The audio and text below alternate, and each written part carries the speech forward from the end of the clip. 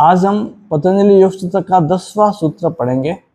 पहले पाठ का 10वां सूत्र।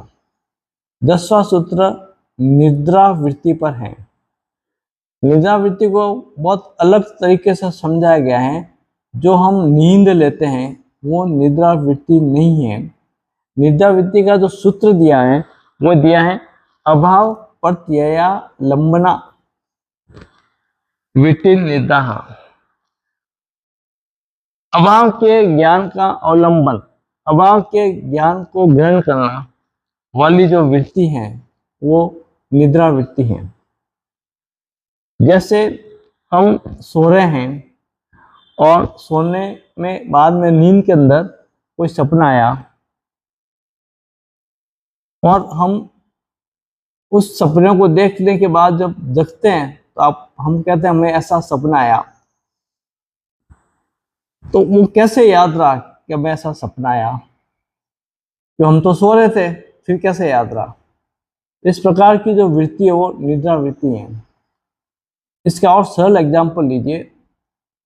जैसे मान लो आप सो रहे हैं और आपका कोई दोस्त आया, आप उठे नहीं, उसने आपके पापा से बात किए, आधा घंटा उसके पास बैठा आपका फ्रेंड, उनके साथ पापा के साथ उन्होंने खाना खाया, चाय पी, नाश्ता किया, फिर वो चला गया।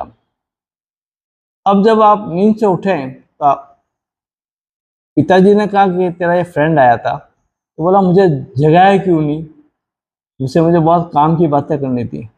तो पिताजी कहते हैं हमने तुझे खूब जगाया लेकिन तू जगा ही नहीं। तो वो बोला मुझे ऐसी गाढ़ निद्रा आई कि मुझे कुछ पता ही नहीं चला मैं कहाँ हूँ। तो उसके ये कैसे पता लगा कि मुझे बहुत गाढ़ निद्रा आई? दैट इज निद्रा वृत्ति। निद्रा वृत्ति भी क्लिष्ट या अक्लिष्ट हो सकती है। जो हमने अभाव का अनुभव किया, अभाव के ज्ञान का अनुभव किया, वो अगर योग मार्ग से जोड़ती हैं, योग साधना से जोड़ती हैं, तो अक्लिष्ट हो जाएगी और वो योग मार्ग से दूर हटाती हैं, तो वही वृत्ति हमारी क्लिष्ट दुख का कारण बन जाएगी। थैंक्स, ध्यान से सुनिए, मदद कीजिए। ये सारी चीज़ें जब हम आगे पढ़ेंगे योग शास्त्र को तो बहुत काम में आएगी। और ये ऐसा नहीं है कि योग शास्त्र की जो एक एक पॉइंट है वो रूटीन लाइफ में हर व्यक्ति के लिए काम में आता है, क्योंकि ये ग्रंथ ही इस प्रकार का है जो वैराग लेते हैं तो भी काम आएगा और ग्रस्त में तो भी काम आएगा। अगर आपको वीडियो अच्छा लगा हो तो